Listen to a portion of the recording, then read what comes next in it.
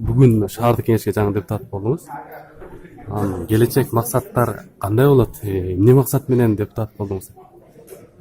Шаардык кеңешке жөн эле депутат болуп келип отуруп кетели деген максатта келген жокпуз. Кудай буйрса алдында көп пландар бар. Мен шаарда мамлекеттик ишканада 30 жылдан ашык эмгектенген адис катары шаардын көп көйгөйлүү маселелерин билем. Бүгүн биринчи жолу тааныш иретинде сессияга катыштым.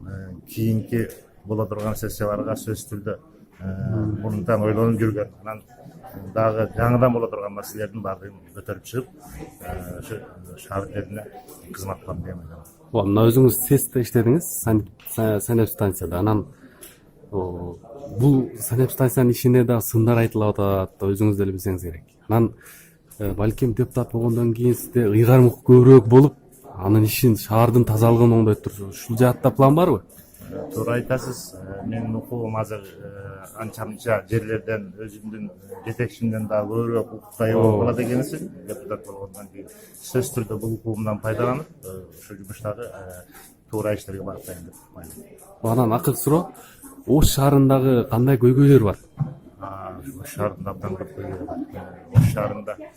Ош шаарында көйгөй деген таза суу маселесин алсак көйгөй болот. Бул мен билген иште маселе. Ош шаарындагы жайгашкан